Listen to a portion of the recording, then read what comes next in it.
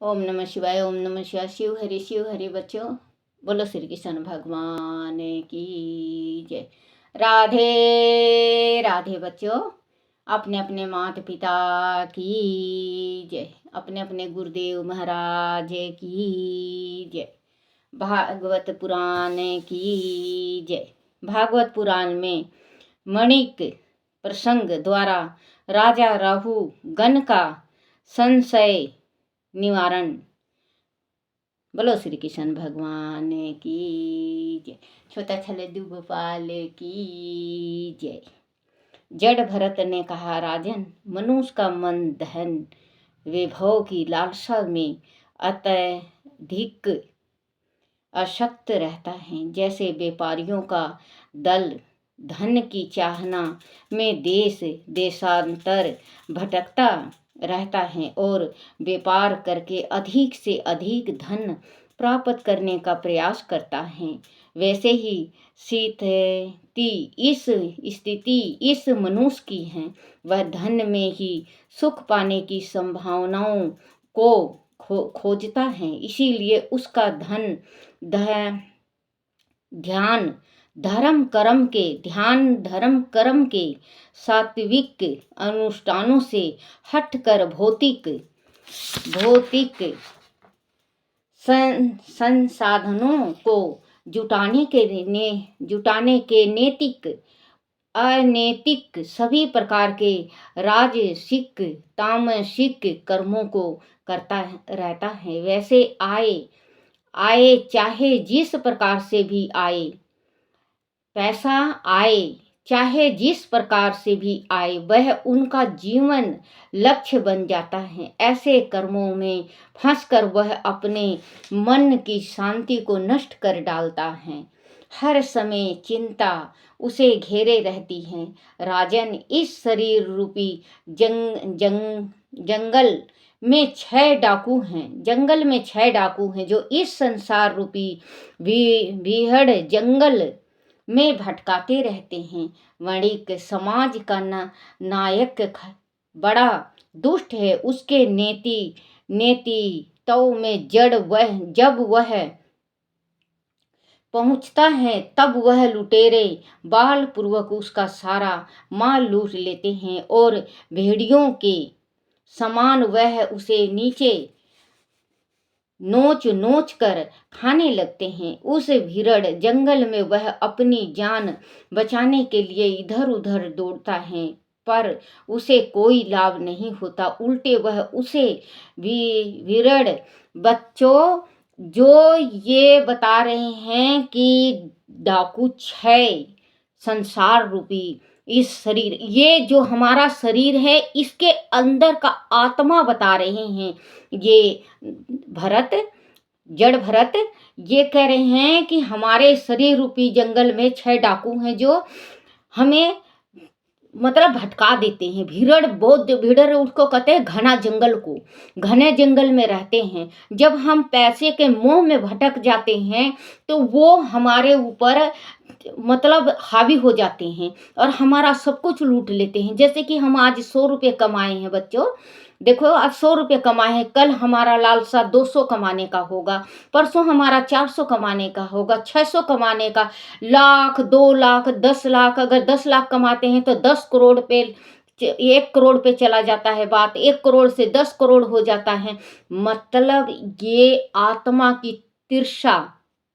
देखो बच्चे, जली हुई जबान नहीं पलटता। मेरा बोलने को तो आता है मुझे, लेकिन जबान नहीं पलटती। जैसे तिरछा, आत्मा की तिरछा जो होती है वो इतना ज्यादा हो जाती है, इतना ज्यादा हो जाती है कि वो बुरा भला, ऊंचा नीचा, अगल बगल, अपना कुल खानदान कुछ नहीं देखता। जिस टाइम वो उसको पैसे की भूख होती है, वो चाहे कहीं से भी लाए, उसको पैसा लाना है और लाके तिजोरी में रखना है। तो बच्चों, तिजोरी का पैसा तिजोरी में धरा रह जाएगा, मालूम नहीं किस टाइम फूंक निकल जाएगा।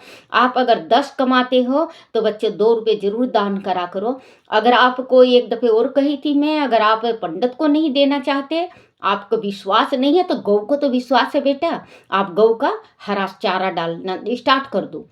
हरा चारा एक महीने में अमावस के दिन या पूर्णमासी के दिन या एकादशी एक दिन ले लो बच्चों। आप अगर रोज डालना चाहो तो आप रोज डाल लो, और अगर आप एक दिन देना चाहते हो, जैसे अपनी कमाई का जिस दिन तनख्वाह है, अपना 101 रुपये के 501 रुपये का गौशाला में आप डालना चाहते हो तो बच्चों गौशाला में डालो। देखना बच्चों, धीरे धीरे अगर हम धीरे धीरे बढ़ते हैं, धीरे धीरे कमाई करते हैं, धीरे धीरे कमाने से पैसा बढ़ता है, धीरे धीरे से ही सब कुछ होता है। अगर हम दान का भी खाता खोलें, धीरे धीरे थोड़ा थोड़ा अगर हम दान का खाता खोलें तो हमारा जो 2 दिन की जिंदगी है इसमें बच्चों कुछ नहीं, अगर हमारा एक थैला नहीं भरेगा तो आधा थैला नहीं तो बच्चों उससे थोड़ा कुछ तो दान और पुण्य ले जाए। हो सकता है कि कोई ऐसा दान आ जाए जो हम रो रो नरक में जाते जाते हम बच जाएं। तो बच्चों दान महादान है, दान करा करो। जो ये बता रहे हैं ध्यान से सुनना, ये अपने शरीर के अंदर का जो खामी होती है, हमारे शरीर में जो मेह होता है, जो हमारे शरीर के अंदर भूख होती है, जो कि कर लूं मैं, ये बन जाऊं, मैं ये बन जाऊं, मैं ये बन जाऊं, किसके वास्ते? आप कमा कमा के रख जाते हो, मर जाते हो। आपके पीछे बच्चे सत्कर्म में नहीं लगाते, दुष्कर्म में पैसा लगाते हो। जो आपने पसीने से कमा रखी हैं वो आपका व्यर्थ जाता है। क्योंकि अगर आपने पुत्र जन्म किया है तो पुत्र आप भी किसी के हैं जो आज कमा रहे हैं। तो कल ने आप ये सोचो कि अपने ऊपर, अपने बच्चों को अपने ऊपर मत छोड़ो, उनके ऊपर भी छोड़ दो कि बच्चों कमाओ और खाओ। समान वह उसे नोच नोच कर खाने लगते हैं। उस विरल जंगल में वह अपनी जान बचाने के लिए उधर इधर उधर दौड़ता है, पर उसे कोई लाभ नहीं होता। उल्टे वह उस विरल जंगल के झाड़ झखड़ों, कटीले झुरमुटों और नेवले हिंसक जानवर से घिर जाता है। उसकी चीख पुकार सब व्यर्थ हो जाती है। मच्छर मक्खी उनके जख्मों पर भिन भिनाने लगते हैं और अपने तीखे डंकों से उसे भी पीड़ा पहुंचाते हैं। वह मणिक सामुदायिक आश्रय के लिए घर पीने के लिए जल और अपने खोए हुए धन को पुनः पाने के लिए पूरे जंगल की दुर्गम पगडंडियों पर भटकता रहता है। वह दिशाहीन होकर कभी दल में फंसता है तो कभी भयानक वातों में उस समान करना पड़ता है, उसे सामना करना पड़ता है। तरह तरह की बेलियां उसे भयभीत करती रहती हैं और दिगंबरित करके उसे भटकाती रहती हैं। भूख प्यास से बेहाल हुआ वह ऐसे निर्दयी वृक्ष का सहारा लेता है जिस पर पहले से ही भयानक विषधार भुजंग लिपटे रहते हैं। उल्लुओं की बोली उसे डराती रहती है।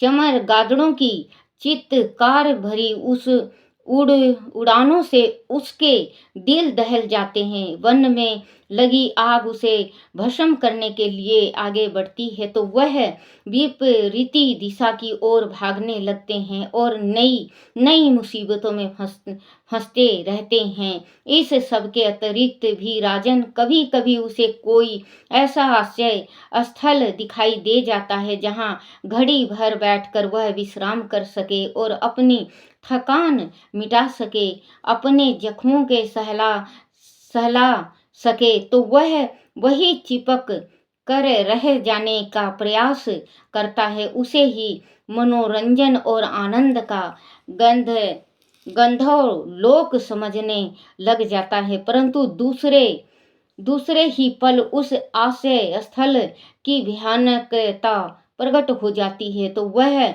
वहां से भी भागने लगता है। जंगल के बीच ऐसा गंध गंधर्व लोक उन्हें फंसाने का जाल मंत्र ही सिद्ध होता है।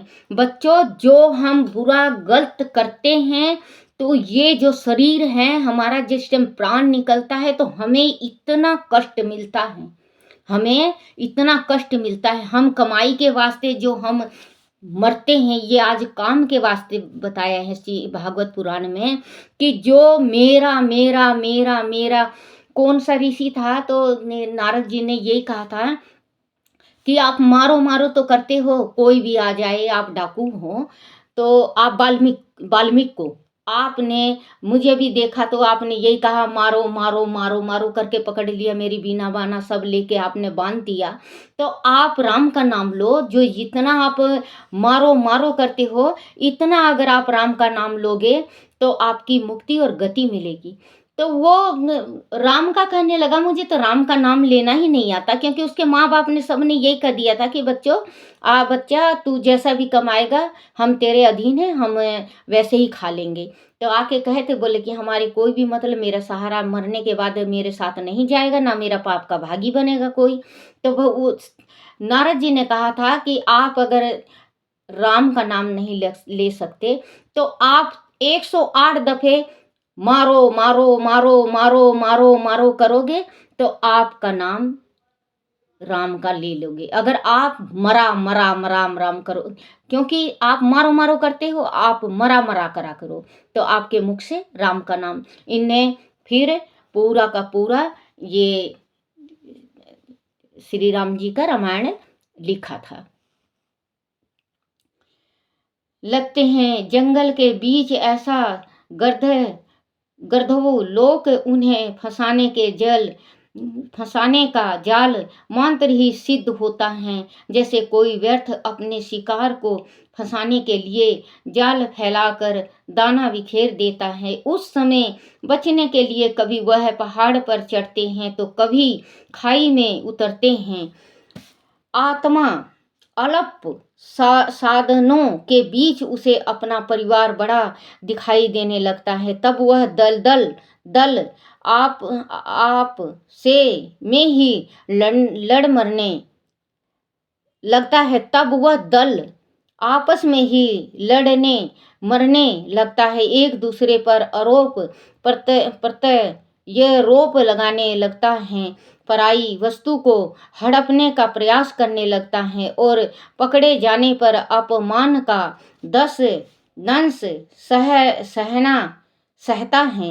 राजन, इतना होने पर भी नई राह की खोज में वह दल आगे ही बढ़ता रहता है, आपस में कभी प्रेम संबंध स्थापित करता है तो कभी वेर भाव अपना लेता है। पीछे छूट जाने वालों की उन्हें कोई चिंता नहीं होती। ऐसे भयानक जंगल में भटकने वाला वड़ी के दल में से किसी को भी आज तक परमात्मा तत्व की प्राप्ति नहीं हुई, क्योंकि उनमें एक टुकड़े के लिए अभिमान स्वरूप उसे अपना बताकर लड़ते मरते रहे। फिर उन्हें भगवान विष्णु का अविनाशी पद कैसे मिल पाता। जातिगत संस्कारों के अनुसार दंपत्य सुख में रत होकर वह इंद्रियां भोग से अपनी इंद्रियों को ही तृप्त करते रहे, उन्हें अपनी क्षीण होती आयु की भी चिंता नहीं रही। हे राजन, तुम भी इसी भयानक जंगल के कंट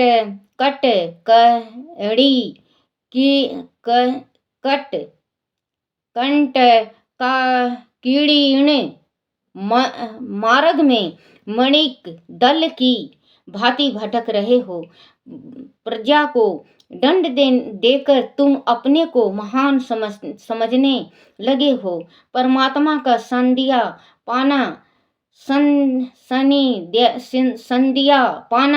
चाहते हो तो तुम्हें प्राणियों से दयता पूर्वक प्रेम करना सीखना होगा। विषय वासनाओं की ओर से विरक्त होना होगा और ज्ञान का दीपक जलाकर इसे अंधकार पूर्ण मार्ग को पार करना होगा। राजा राहुगण ने कहा, महात्म, आपने बताया कि ने योनियों में समस्त योनियों में यह है मनुष्य योनि सर्वश्रेष्ठ है। ऐसे लोकों में भटकने से क्या लाभ है जहाँ भगवान श्री हरि के गुणगान करने वाले महात्माओं की संगति नहीं मिलती। आपकी चरण रज के स्पर्श से ही मेरे सभी पाप और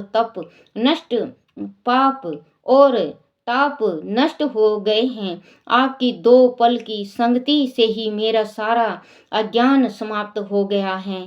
मैं आपको बारंबार नमन करता हूँ। राजा कह रहे हैं जड़ भरत से कि जो इस जिंदगी का क्या जीने का मकसद है, जिसने कभी साधु जन नहीं किया, कभी साधु का साथ नहीं किया, कभी भागवत नहीं पढ़ा, कभी शिव पुराण नहीं पढ़े, कभी हरि कीर्तन में नहीं गए, कभी भक्ति नहीं किया, कभी दान नहीं किया, ये तो फिर ये जो जानवर हैं इससे भी बेकार योनि इंसान का है।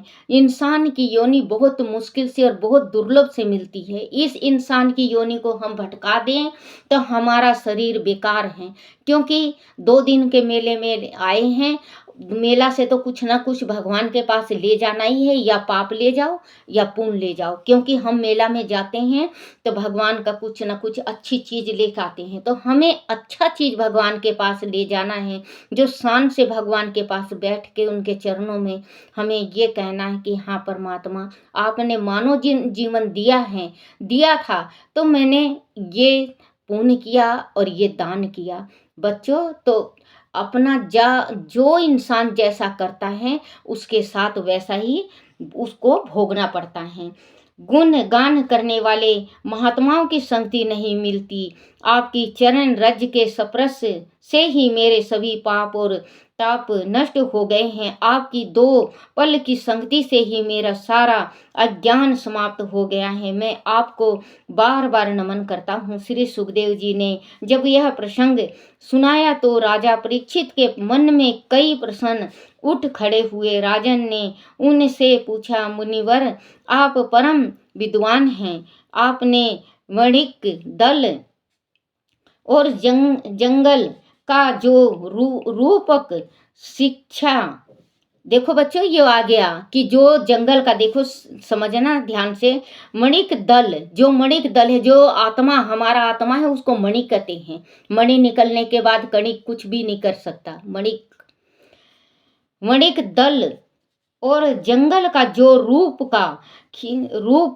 रूपक खींचा, वह विवेकी और ज्ञानी पुरुष की समझ में तो आ जाएगा, परंतु अल्प बुद्धि वाले लोग इसे कैसे समझ पाएंगे। देखो बच्चों, ये कह रहे हैं कि जो वेद को पढ़ता है, जो भागवत को पढ़ रहा है, वो तो समझ जाएगा कि ये मणि का मतलब क्या है, कि किसको कहते हैं, कि शरीर में कहाँ है।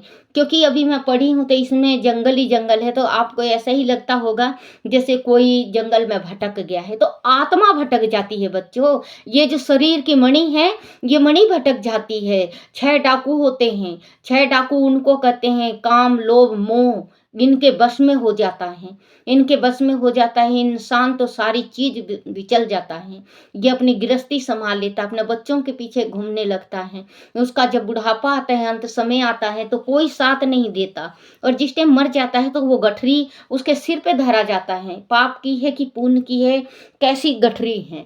कहते हैं ना, डाली पे बैठा हन सारोया, डाली पे बैठा हन सारोया, पाप कितना कमाया रे, उड़ जाएगा हंस अकेला, यो चला चली का मेला।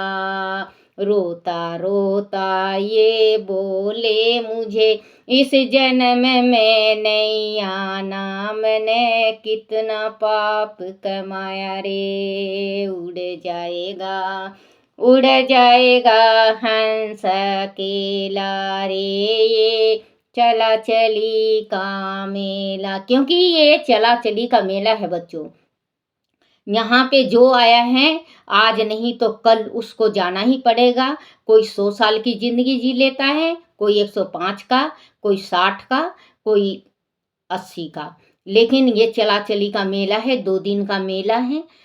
अब आप ये देखो कि अपने थैले में आपने अपनी पुण्य की गठरी में जो भगवान ने आपको गठरी दे रखी, जो आपके हैंड बैग दे रखा, जो बैग दे रखा भगवान ने, उस बैग में आप कितना दान और कितना पुण्य ले जाते हो, और कितना पाप और कितना, जैसे किसी को कोई गलत काम कर देता है, पाप ले जाते हो। तो बच्चों आप ये देखो कि कितना मैंने दान किया है, कितना मैंने पाप किया है, वो दोनों गठरी में धरे रहेंगे। जिस टाइम तराजू में तुला जाएगा, उस टाइम पाप की गठरी ज़्यादा भारी होती है या पुण्य की, वो भगवान के पास, वो तो हम जिस टाइम कहते हैं ना, अपने मरे बिना स्वर्ग नहीं दिखता, हम तो बोल सकते हैं। वो तो जो मरता है उसी को पता चलता है कि उसने पाप किया है या दान। लेकिन बच्चों पाप और दान यहाँ पे भी फलित होती हैं। मरने के बाद, इंसान के जाने के बाद, अगर 10 बंदा ये कह दे कि बहुत अच्छा था, तो ये समझ जाओ कि वो दानी था। और अगर 10 बंदा ये कह दे कि अच्छा मर गया, या ये धरती से बोझ उठ गई, तो ये समझ लो बेटा कि उसने वो पाप कमा के ले गया है। क्योंकि भगवान के जिस तराजू में तोल होता है, वो जवान इंसान का भी वही तराजू होता है। जो बड़ाई गाया जाता है, तो ये समझ लो कि उसने दान करके मरा है, अपने साथ पुण्य की गठरी ले गया है। और जो किसी की बुराई होती है, आप ये सोच लेना बच्चों कि उसका वो पाप की गठरी ले गया है। विवे जंगल का जो रूपक खींचा खींचा खिंचा, वह विवेकी और ज्ञानी पुरुष की समझ में तो आ जाएगा, परंतु अल्प बुद्धि वाले लोग इसे कैसे समझ पाएंगे। अंत मेरी आपसे प्रार्थना है कि इस जटिल विषय को सरल शब्दों में खोलकर समझाइए, ताकि सभी का कल्याण हो। क्योंकि बच्चों देखो, ये कह रही हैं कि जिसको नहीं आएगा वो बेचारा कैसे समझ पाएगा। आप मुझको बिल्कुल आप ये खोल के बताओ कि इसका जो सुन रहा है उसको भी समझ में आए। जो विद्वान है उसको तो समझ में आता है, जो विद्वान नहीं है उसको नहीं समझ में आएगा। तो बच्चों कल के अध्याय में ये जड़ भरत सारा खोल के बताएंगे, और आप ध्यान से सुनना, और आपके घर में हो तो आप पढ़ना। बोलो श्री कृष्ण भगवान की जय। बच्चों खाटू श्याम का इतना ज़्यादा मैं तस्वीर नहीं बना सकी, क्योंकि वहाँ नहीं बनाने दे रहे थे। मोबाइल ले लेके वो कर दिए थे। थोड़ा मोड़ा बनाई हूँ, तो मैं वो गुड़िया से डलवाऊंगी रात को। बच्चों तो मुझे माफ़ कर दो अगर मेरे से गलती पढ़ा गया हो, या कुछ मेरे से गलत शब्द निकल जाए तो। और बच्चों ध्यान से सुनो और पढ़ो, अपने माँ बाप की सेवा करा करो। माँ बाप की सेवा से बहुत, माँ बाप के सेवा जितना कोई पुण्य नहीं संसार में। आप दान करो, माँ बाप की सेवा करो, चारों तीर्थ आपका घर ही में बन जाएगा। क्योंकि जो जिसने माँ बाप की सेवा कर ली, उसके घर में खुद ही तीर्थ विराजमान हो जाता है। और बच्चों जैसे ये भागवत हैं, तो भागवत का एक अध्याय आपके घर में है तो ज़रूर पढ़ा करो। भागवत नहीं हो तो गीता हो, तो गीता का एक अध्याय आप ज़रूर रोज़ पढ़ा करा करो, क्योंकि घर में सुख शांति होती है और अपने मनोकामना पूर्ण होती है। बोलो श्री कृष्ण भगवान की जय। श्री कृष्ण गोविंद हरे मुरारी, हे नाथ नारायण वासुदेवाय, हे नाथ नारायण वासुदेवाय, हे नाथ नारायण वासुदेवाय। बोलो शिव, बोलो लड्डू गोपाल की जय, बोलो राधा कृष्ण की जय। अपने अपने गुरुदेव महाराज की जय।